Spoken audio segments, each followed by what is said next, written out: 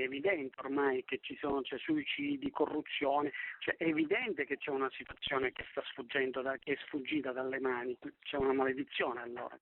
Una maledizione che consegna i due palazzi allo sbandamento totale. Il SAPPE, Sindacato Autonomo di Polizia Penitenziaria, oggi è sconvolto dalla scomparsa di un altro collega.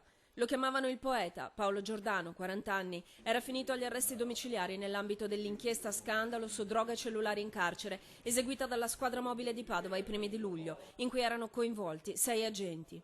Ma per lui arresti domiciliari aveva significato rimanere lì, al Due Palazzi, dove aveva l'alloggio. Una situazione pesantissima, finché non l'ha più retta.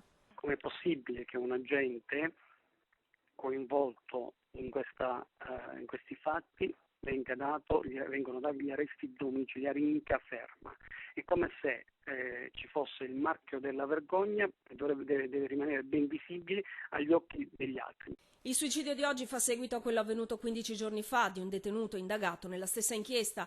Qualche mese fa un altro detenuto aveva sparato a un agente di polizia penitenziaria durante un permesso premio. Ancora a novembre un altro suicidio. Il SAPPE denuncia troppi fatti di sangue, non è più una coincidenza, ci sono responsabilità dei vertici, perché il carcere di Padova sta affrontando la settimana di Ferragosto con risorse pari al 40% del necessario. Il 33% dell'organico è in ferie, ma quell'organico è già sotto almeno del 30%. In questo quadro, i 15 agenti sospesi per l'indagine sulla droga non sono mai stati sostituiti. Il rischio di un tracollo è dietro l'angolo, ma il nuovo dirigente dipartimentale triveneto insediato ai primi di giugno non ha mai ancora avuto il tempo di incontrare i sindacati. È bello fare il funzionario, è bello fare il dirigente da dietro la scrivania e scandalizzarsi solo ed esclusivamente quando la puzza emerge dagli atti, dalle carte che gli arrivano sulla scrivania.